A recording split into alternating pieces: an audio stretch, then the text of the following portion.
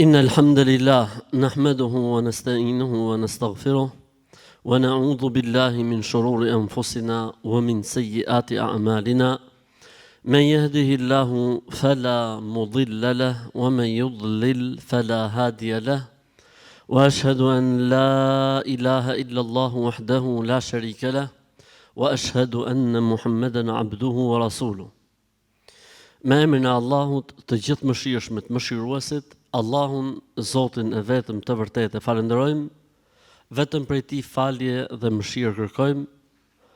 Allahun e lutim që të na ruaj prej së keqes, që nuk është gjë tjetër vetëm se pasojë e veteve, veprave dhe sjelljeve tona, cilin do që Allahu e udhëzon, e orienton, nuk ka kusht ta humbi dhe devijoj dhe hutoj. Dhe cili do që zgjedh për veten e tij humbjen dhe devijimin, nuk mund ta sjellë në rrugë të drejtë dhe në udhëzim askush tjetër përveç Allahut të lartë madhëruar. Dëshmoj dhe deklaroj se nuk ka Zot të vërtet, Zot që e meriton me qenë Zot e të adhurohet si Zot përveç Allahut.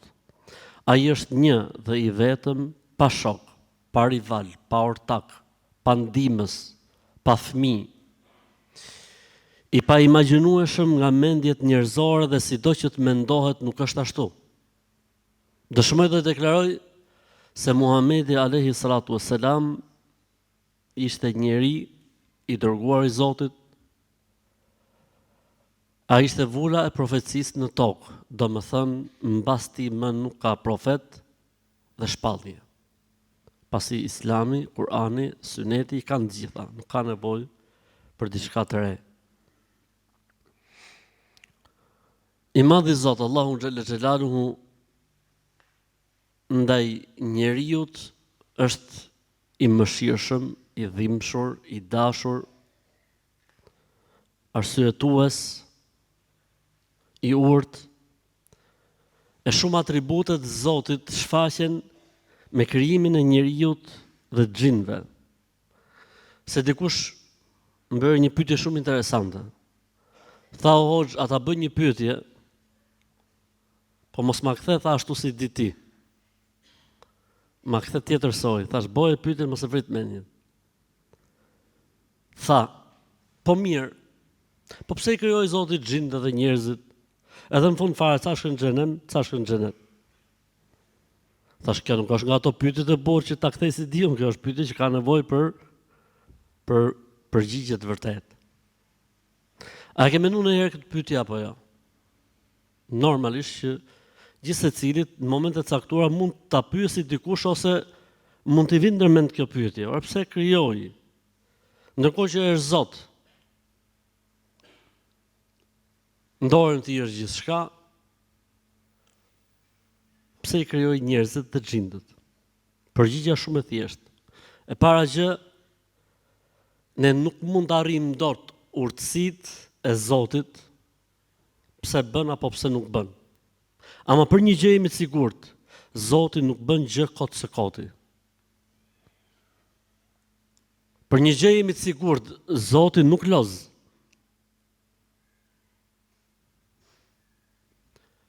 E dyta, janë shumë atributet të Zotit që do të shfaqen dhe do të vihen në jetë me krijimin e njerëzve si puna jonë dhe xhinëve. A është Zoti falës I mëkatit? Po mos kishte njerëz dhe xhin, do thotë që Zoti kishte mëkatar. A është Zoti pranuesi I pendimit? Po mos kishte njerëz dhe xhin. Kush do të pendohej? A nuk është I madhi Zot, Allahu xhalla xhelaluhu, ai I cili mëshiron? Po mos ishin njerëz dhe xhin, kush do të kishte nevojë për mëshirë? E kështu me radhë. Atributet e Allahu xhalla xhelaluhu dhe cilësitë e tij shumë shfaqen me krijimin e njerëzve dhe xhinëve. Kështu që I madhi Zot, Allahu xhalla xhelaluhu, e paraqet veten e tij nëpërmjet krijimit të tij.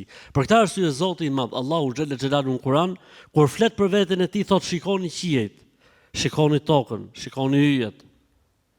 E kështu me radhë, për të kuptuar se ke të bësh me një Zot I cili është absolut.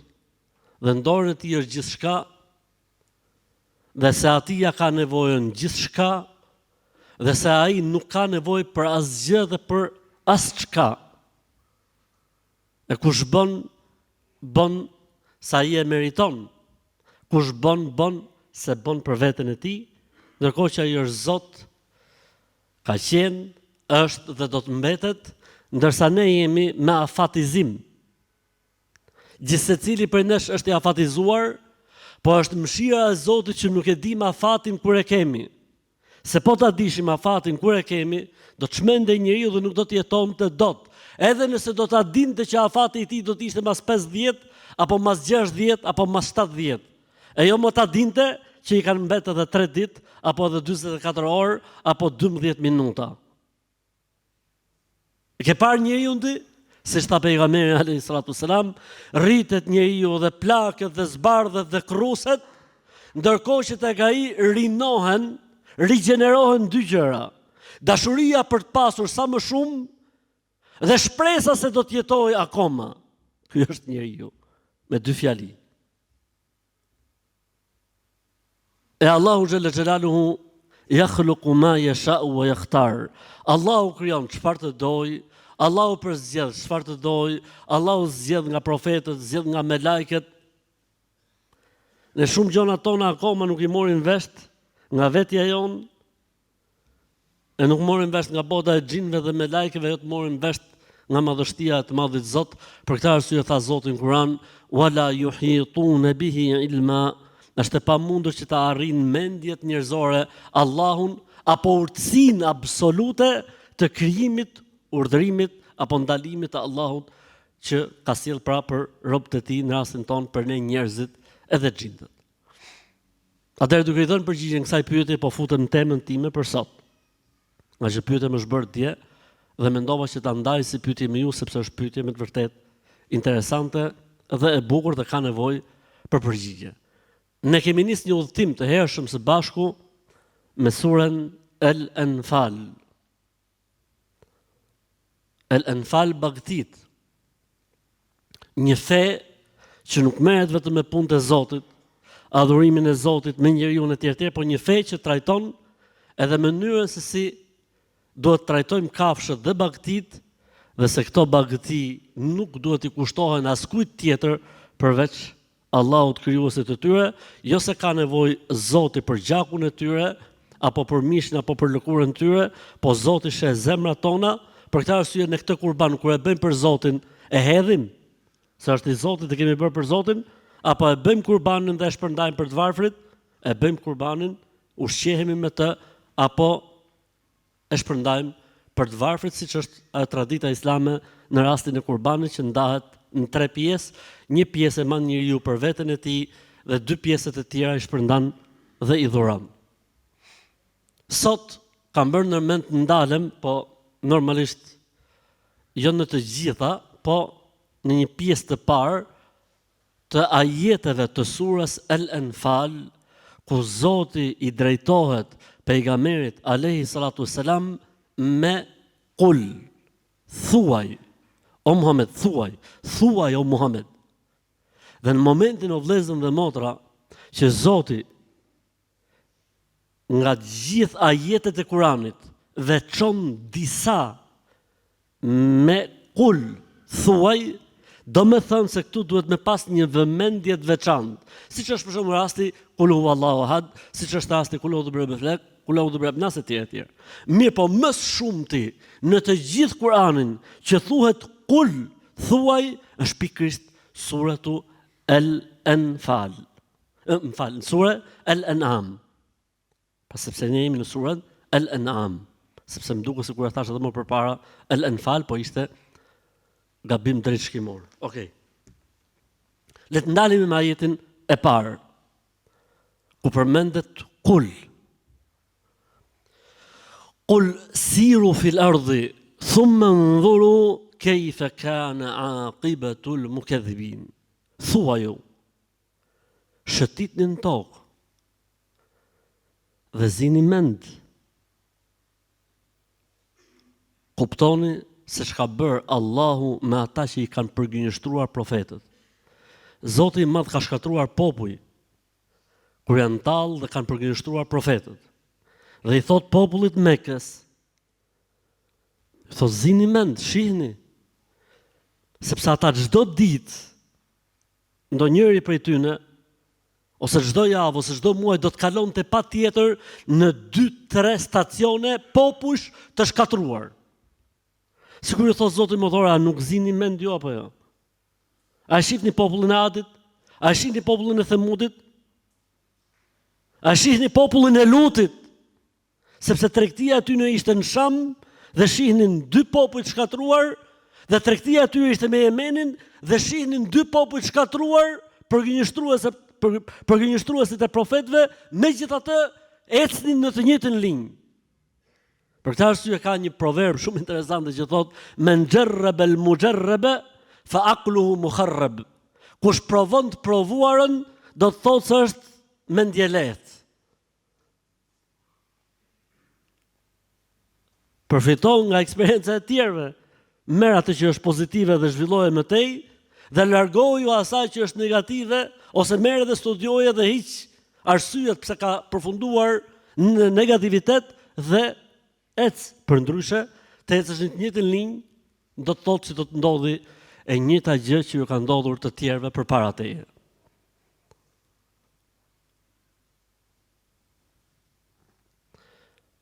Si më thënë, nga njëherë njeriu ka nevojë të kuptojë se çfarë ka ndodhur me qëndrimin e njëjtë dhe të marrë mësimin. Ajeti i dytë. Qul liman ma fis samawati wal ard. Qul lillah. Thuaj, e kujt është çfarë është në qiell dhe në tokë? Thuaj, e Allahut. Çfarë është në qiell dhe në tokë, e kujt është? Më thoni ndonjë prej krijesave të Zotit që ka pretenduar se është krijuesi i qiellit dhe tokës.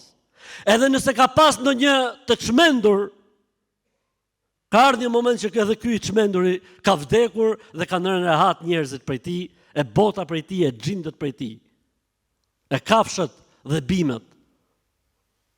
Se mund të ketë pas njerëz çmendur që ka thënë unë jam, mirë po, i ka ardhur dekiku, i ka ardhur minuti, e s'ka arrit dot asgjë. Thuaju, e kujt është çfarë është në qiell dhe në tokë? Atëherë si ka mundësi që këtij Zoti mos t'i faleni, mos t'i luteni, mos t'a adhuroni?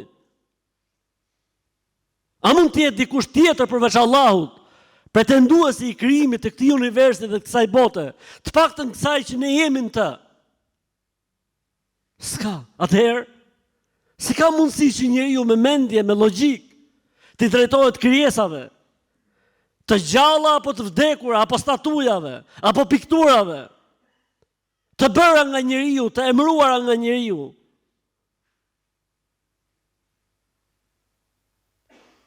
Gjurmët e krijuesit tregojnë për të, dhe ne jemi krijesa të tij. E si pasojë, do të krijojmë raporte mirëqenie, mirënjohje. Se s'na ka nevojën, por ne jemi ata që ja kemi atij nevojën. Në të njëjtin ajet çfarë tha? Qulillahu kataba ala nafsihi ar-rahma. Thuaj, Zoti, Allahu, ja ka bërë obligim vetes së tij rahmetin, mëshirën. Allahu Ekber. Allahu Ekber. Allahu ja ka bërë obligim. Nuk tha Allahu mëshiron. Nuk tha Allahu është i mëshirshëm. Allahu ja ka bërë obligim, detyrë vetes së tij mëshirën. La yajma'annakum ila yawmil qiyamati la rayba fi. E do t'u mbledh pa dyshim në ditën e gjykimit. Se nga njëherë ne që jetojmë në jetën e kësaj bote, nuk e kuptojmë mëshirën e Zotit ndaj nesh. E do ta kuptojmë kur dalim përpara Zotit. Shumë herë në jetën tonë, ne nuk e kuptojmë se Zoti po na mëshiron. Edhe pse ndoshta nuk arrim atë që duam në këtë botë, faktikisht ai po na mëshiron. Në një formë apo në një tjetër. E kjo më bukur kur do të duket ditën e Kiametit. Si pejgamberi alayhis salatu wassalam ka thënë, Allahu xhalla xhelalu mëshirën e tij e ndau në 100 pjesë. Një e hodhi në këtë botë, nga dita e krijimit të saj deri në ditën e shkatrimit të saj. Çdo lloj mëshire që ekziston në jetën e kësaj bote, për krijesat nga krijuesi apo për krijesat ndër vetveti, nuk është gjë tjetër vetëm se 1/100 e mëshirës së Allahut, ndërsa 99 pjesët e tjera Allahu i ka lënë për ditën e Kiametit. Për këtë arsye, mas i tregoj se ja ka bërë obligim vetes së tij mëshirën, tha, do t'ju mbledh dhe do t'ju ringjall ditën e Kiametit. Ditë e cila është e sigurt, e vërtet, dhe në të nuk ka pikë dyshimi. Elhamdulillah. Kjo na man gjallë. Kjo na jep energji, kjo na jep shpresë. Se gjithë secili prej nesh e njeh mirë veten e tij. Belil insanu ala nafsihi basira, walau alqa ma'dhira. Gjithë secili e njeh veten e tij, edhe nëse arsyetohet, edhe nëse bën dhe shfaqet dhe aktron. E kur mendojmë se kemi të bëjmë me një Zot i cili thot e kam për obligim të mëshiroj, me një Zot që thot çfarë keni parë në këtë botë nuk është asgjë, shumëzim 99, vetëm se ka një përjashtim. Wa kana bil mu'minina rahima. Do të jesh besimtar që të fitosh nga këto 99 hiset e mëshirës së Allahut xhalla xhelalu. Allahu na boft për besimtarëve të mirë, e dorëzofshim shpirtin ton si besimtar të vërtet. Amin.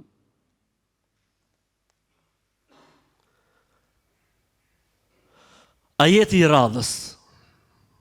Kul e ghayra Allahi yattakhidhu waliyan fatira as-samawati wal ard wa huwa yut'imu wa la yut'am. Subhanallah. Çfarë ajeti? Thuaj, a di këtë tjetër përveç Allahut, të adhuroj, të dua, të përgjërohem, të bëj të dashur, të shpirtit dhe të zemrës. Di këtë tjetër përveç Allahut? E kush mund tjetë ai që meriton këtë gjë përveç ti? Ai është krijuesi, shpikësi i qiejve dhe tokës. Ai është furnizuesi dhe s'ka nevojë për furnizim. Ai ushqen dhe s'ka nevojë për ushqim. Ai jep të pinë gjallësat e tij dhe ai s'ka nevojë për pije. Atij çdo gjë i përgjërohet. Dhe ai është i gjithë pushtetshëm dhe i gjithë fuqishëm. Sikur ju thotë i madhi Zotore, a keni mend a nuk keni mend? Ke të bësh me krijuesin,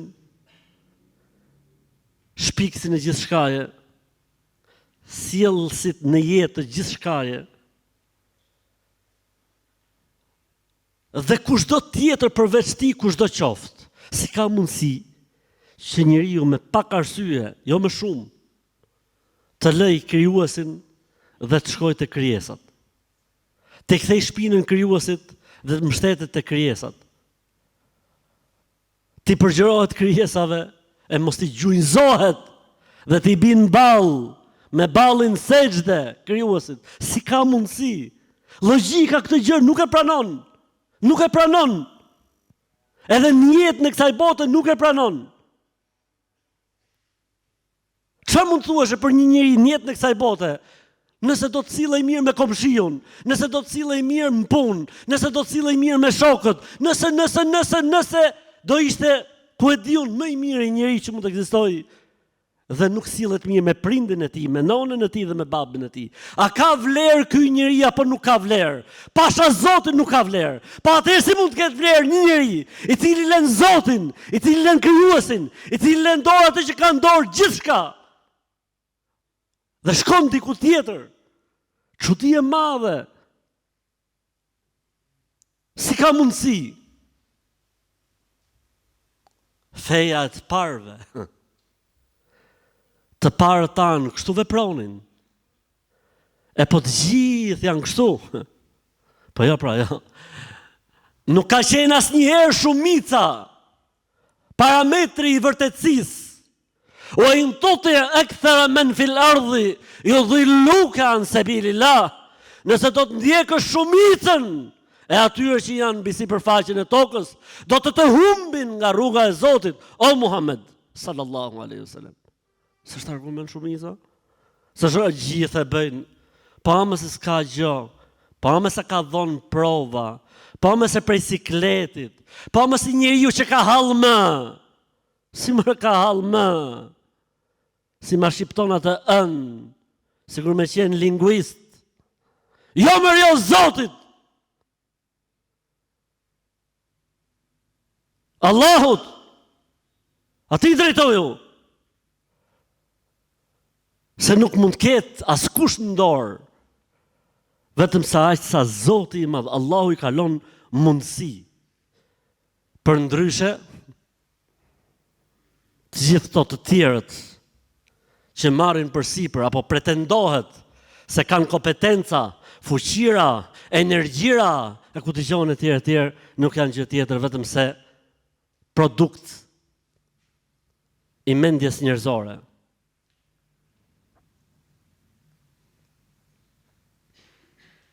Qul inni umirtu an akuna awwala man aslam wala takunanna min al-mushrikin. Thuaj, jam urdhëruar nga Zoti, nga Allahu, që të jemi pari që jam dorëzuar Zotit me qënjen time, me shpirtin tim, me gjithçka.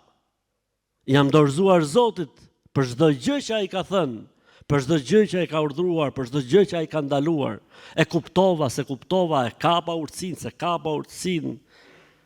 Awwala man aslam, i pari që jam dorëzuar Zotit dhe jam zhvesh nga idhujtaria, e mos u bëj kurrë nga ata të cilët i bëjnë shok Zotit dhe bien në mëkatin e idhujtarisë. O vëllezër, nuk ka pas nevojë Muhamedi alayhi salatu wassalam që t'i thotë Zotit që trego se nuk e për idhujtarve. Jo më jo na është dhënë mësimin neve, sepse e ka pas garancinë e Zotit dhe mbaroi historia e tij. Po është mësim për ne që ne vazhdimisht duhet kontrollojmë materialet, idetë, propozimet që na vinë, besytnit që sillen në përkëmbët tona, t'i kontrollojmë dhe t'i shohim, ka në to norma idhujtaria apo jo, ka në to besytnia apo jo. Në momentin që hasim diçka flake, hidhe, mos u merr me të. Se nëse e bën, do të thotë që ti jetu i thonë Zotit, s'kam nevojë për ty o Zot, se e gjeta zgjidhjen. Ajo faktikisht nuk është zgjidhja që Zoti ka sjell. Se t'ishte zgjidhje e sjell nga Zoti, për shembull, uji i Zemzemit, është zgjidhje e sjell nga Zoti. Fara e zezë, për shembull, le themi, është e thënë nga Zoti, janë gjëra çfarë i ka thënë Zoti dhe pejgamberi sa mbaroi historia. Gjëra të vërtetuara nga mjekësia, nga shkenca, s'ka asnjë problemi. Gjithë problemin ne e kemi me ndërlidhjen e njeriu me faktor të pa argumentuar. Ky është problemi. Përndryshe, ne nuk jemi kundër asaj që është e vërtetuar shkencërisht, klinikisht, shkencërisht e kështu me radhë. Pa që ta vret shpirtin, është ajo që unë përmend ato fjalit më përpara. Po ka dhënë prova, jo po e bëjnë gjithë e kështu me radhë. Qul inni akhafu in asaytu rabbi عذاب يوم عظيم من يصرف عنه يومئذ فقد رحمه وذلك هو الفضل العظيم. Thuaju, unë i friksojmë Zotit dhe dënimet e tij ditën kur do të dalim para tij. Kë Zoti e shpëton prej dënimit e ka mëshiruar. E kjo është mirësia më e madhe dhe bekimi më i madh që mund të fitojë njeriu në botën tjetër. Allahu na bëf për këtyre njerëzve. Këtu kemi dy momente. Momenti i parë, përse duhet thotë pejgamberi alayhis salam, un kam frikë, mos më dënoj Zoti ditën e gjykimit, ndërkohë që Zoti ja ka dhënë garancinë, ku ja ka dhënë garancinë? Në Kur'an. Ti ka falë Zotit gjitha, je prej banorëve të xhenetit, në vendin më të veçantë, në xhenet, ndërmjetësuesi i gjithë njerëzimit. Për çfarë duhet të thotë Zoti? O Muhammed, thuaj se unë i friksohem asaj dite, kur do të dalë përpara. Për çfarë? Ndërkohë që ai kishte marrë sigurinë nga i madhi Zot. O vëllezër dhe motra, kjo është për ne, jo për Muhamedin alayhi salatu wassalam. Pastaj frika ka dhe frikë turpi. Ka frikë dhe frikë turpi. O vëllezër, tu bëj një krahasim. Është një kategori, është një seksion një krijesave të Allahut që quhen melajke, që nuk dinë të bëjnë gjë tjetër në këtë botë vetëm sa adhurim. S'njohin as të hongmen, as të pimen, as të fletmen, as shumimin, as kënaqësit, as epsh, as gjë, vetëm adhurim. Dhe kur dalin përpara Zotit për herë të parë, mas ringjalljes, fjalia e tyre e parë do të jetë Subhanaka ma abadnaka haqqa ibadetik. O Zot i madhi i ti, dëliri i ti nga çdo emet, nuk ta kemi dhënë hakun, subhanallah. Të krijuara vetëm për këtë punë. Kjo është frika e turpit. Si me thonë, a kam faqe unë, si do t'i jem unë? A jam unë ai që ja kam dhënë hakun vullës profecisë? A jam unë ai që ja kam dhënë hakun vendit më të lartë dhe më special të Allahut në xhenet? Ky është kuptimi, dhe nuk është kuptimi bukfalisht. Pra kuptimi drejt për drejt. Pastaj vjen edhe se kush shpëton prej dënimit të tij, kjo është mirësia më e madhe. Po pse është mirësia më e madhe? Se i thon për jetësi o vllai, o motra ime, i thon për jetësi, e fitove mëshirën e Allahut, do të thotë për jetësi. Edhe kjo është mirësia më e madhe, ky është lajmi më i madh. Merrem me mend tjatë person, qofshim ne të gjithë ky njeri, i cili del nga takimi me Allahun duke përdit, ha umqra'u kitabiyya inni dhanantu anni mulaqin hisabiyya fa huwa fi 'ishatin radiyya fi jannatin 'aliyya. Llogaritë ti është ky ai njeriu. A jemi ne meritori për të qenë ky? Mëshira e Allahut është ajo që neve na jep shpresë dhe energji. Ani lexoni librin tim. E besoja këtë ditë, e dija që do të ndodhë, isha i sigurt që ka për të ndodhë kjo ditë, e ndodhi si që besoja. E ai do të jetë në xhenetet e larta të Zotit. Ai do të jetë në kënaqësitë më të mira të Zotit. Kulu washrabu hani'an bima aslaftum fil ayyamil khaliya. Hani, pini, kënaquni për lodhjen, mundin, vështirësit që keni kaluar në atë botë të harruar. Allahu na bëf për këtyre njerëzve. Barakallahu li wa lakum fil Qur'anil azim wa nafa'ani wa iyyakum bima fihi min al-ayati wa dhikril hakim. Aqulu ma tasma'un wa astaghfirullaha li wa lakum wa lisa'iril mu'minina min kulli dhanb fastaghfiruhu innahu huwal ghafurur rahim.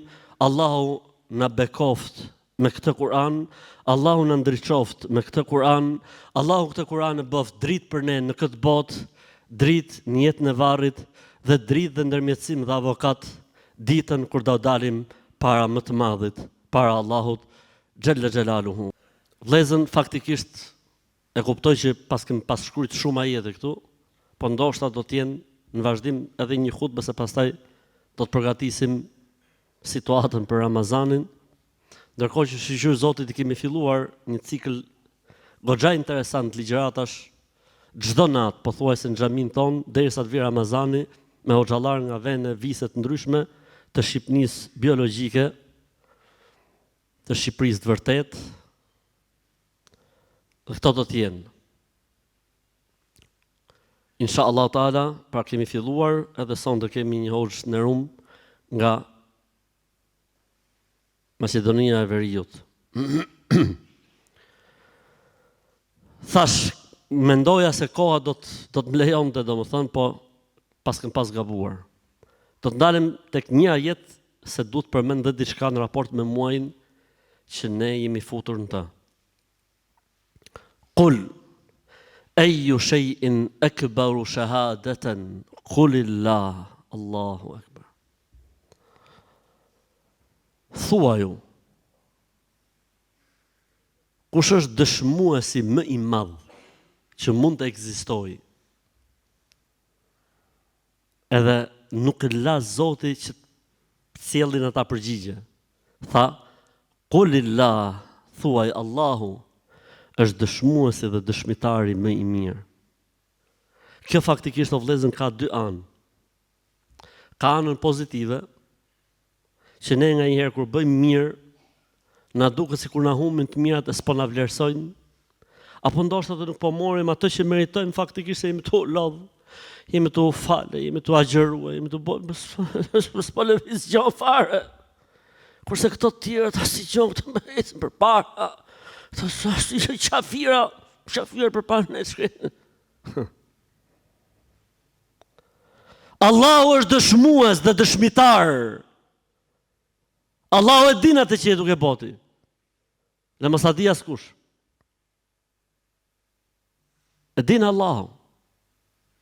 Se ku shpërblen, se si shpërblen, apo se si të ka shpërblyer, po ti nuk e ke kuptuar, leja Zotit atë pjesë. Dëshmuesi dhe dëshmitari më i madh, më madhështori, është Allahu. Vetëm për i gjatë jesh i sigurt, nuk humb asgjë tek Allahu xhalla xhelaluhu. Jo këtu në këtë botë ta kesh boti, po sikur ta kesh në një botë tjetër ku dëgjon, paralele. Kudo që të jetë e mira e njeriu, thot Zoti në Kur'an, në qiej apo në tokë, do ta sjellë Allahu ditën e gjykimit. Së bëj merak ti. Nëse ka gjë, elhamdulillah. Nëse nuk ka gjë, prapë elhamdulillah se ta kalon diku tjetër. Da marrësh vesh më vonë. Dhe ana tjetër, edhe për të këqijat tona. Ti mos mendon sa i se din, mos mendon se ka parë, mos mendon se nuk është dëshmues dhe dëshmitar i asaj që ke bërë, vallahi e din. Pasha Zotin e din, po të lënë se do. Ti jep hapësirën dhe mundësinë që ti të pendohesh dhe të kthehesh, që ti të reflektosh, që ti të kuptosh sa të do, sa të mëshiro. Për këtë arsye nuk të fliq, për këtë arsye nuk ti nxjerr metat, për këtë arsye nuk i ka bot metat me aromë.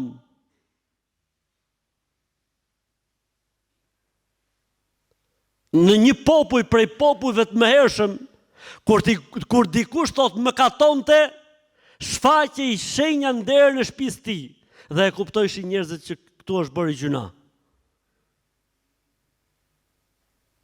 Sa ne elhamdulillah, i fusim parfum nga ato të mira të fare, jo vetëm që snihet gjë, po thonë njerëzit mashallah sa i mirë është, çfarë aromi i vjen valla. E shkretin nuk e di se është parfum i blem. Si tha Abdullah ibn Mesudi radiallahu anhu, tha falënderimi takojnë Allahut që mëkatet nuk kanë erë, aromë. Se po të kishin aromë, thos do të misha afru njëri mu. Abdullah ibn Mesudi, nëse doni ta merrni Kur'anin, si që ka zbrit Allahu, shkoni tek Abdullah ibn Mesudi. Ky thoshte, shqyr që s'kan erë gjunofët. Se po të kishin erë, zdo të mishafru njëri. Pse? Koncepti i ti mbi gjunahun nuk është ky që është joni sot. Ne kemi disa parametra këshu shumë të mëdha për gjunahin, dërsa ta kanë qenë muhabet tjetër. Thot Enes ibn Malik radhiyallahu anhu, çfarë thot? Thot besimtari i vërtet e shem mëkatin sikur është poshtë një mali. Nga momenti në moment mund shembet. Ndërsa të tjerët e shohin mëkatin si një mis që i vërdalloset rreth hundës edhe ai e largon kështu ose kështu. Është me besim kjo punë, për këtë arsye flis Abdullah ibn Mesudi në këtë gjuhë. Merr mend kishte jetuar Abdullah ibn Mesudi në këtë kohë, radhiyallahu anhu, Zoti qoftë i kënaqur prej tij. Vëllezër, ne jemi futur tashmë në muajin që i paraprin muajit Ramazan, që është muaji Shaaban. Edhe faktikisht ky është një muaj i veçantë, nuk është muaj i shenjtë, por është i veçantë. Pse është i veçantë? Sepse është muaj që njerëzit qetësohen i çik. Po pse Rexhepit, ky që lam, njerëzit kushtojnë rëndësi, janë të kujdesshëm se është muaj i shenjtë, e mira në të dhe e keq janë të. Ramazani normalisht që njerëzit mundohen. Dhe vjen ky muaj mes muajit të shenjtë Rexhep dhe Ramazanit që njerëzit sikur lirohen pak, po faktikisht duhet ndodhi e kundërta. Duhet me mbajt ritmin, duhet me rujt ritmin, duhet me rujt stërvitjen o vëllezër dhe motra, sepse nëse e ruajmë ritmin dhe e majmë vëmendjen në kontroll, me shpresë Zotit do ta përjetojmë Ramazanin dhe do të japim hakun Ramazanit. Dhe në momentin që këtij muaji ne nuk i kushtojmë rëndësinë e duhur, ti je i sigurt se do të na duhen një 2-3 javë prej Ramazanit me morë veten, e kur ta morin veten mas 2-3 javësh, kanë ngel edhe 10 ditë, e në ato 10 ditë çfarë të bësh më përpara, se vjen dhe Bajrami, e ikur Ramazani, e pastaj çfarë mbetet. Kështu që ta mbajmë ritmin. Për këtë arsye, thot nëna e besimtarëve Aisha radhiyallahu ta'ala anha, nuk ka pas ndonjë muaj që pejgamberi sa ta agjëronte të plot, ose pothuajse të gjithin si muaji Shaban, ky muaj që jemi ne tani. Gjithashtu Usama ibn Zeid radhiyallahu anhu e pyet pejgamberin sallallahu alaihi wasallam dhe i thotë pejgamberi i Zotit, si shumë i kushton rëndësi agjërimit, sidomos agjërimit dhe veprave të mira në këtë muaj. Dëgjoj arsyetimin profetik alayhi salatu wassalam. Dhaka shahrun yaghfalu fihi an-nas baina Rajab wa Ramadan. Thash një muaj që njerëzit neglizhojnë mes Rexhepit dhe Ramazanit. E unë dua që pikërisht kur njerëzit janë të hutuar ti përkushtohen Zotit. Se ti je i përkushtuar kur njerëzit janë të hutuar është gjë tjetër. Se kur janë gjithë të fal do të falësh, çfarë do të bësh? Kur janë gjithë të lut do të gjithë të agjëru. Po na është bësh atë kur njerëzit janë të hutuar. Tha dhe pastaj pejgamberi sa dhe në këtë muaj ngrihen veprat vjetore te Allahu. E do të dojsha shumë që kur ngrihen veprat e mira të Allahu të jem agjërueshëm, prandaj shiheni këtë muaj si një moment para përgatitje, po edhe një muaj ku ngrihen veprat tek Allahu xhel xhelaluhu, prandaj ti kushtojmë rëndësi kujdesit edhe agjërimit. E mbyllim të hutbën ndërkohë që kulat nuk na kanë mbaruar. Pra fjalët e Zotit në surën El-An'am thuaj s'na kanë mbaruar akoma, po ndoshta do të kemi prap në vazhdim me shpresën e të Madhit Zot.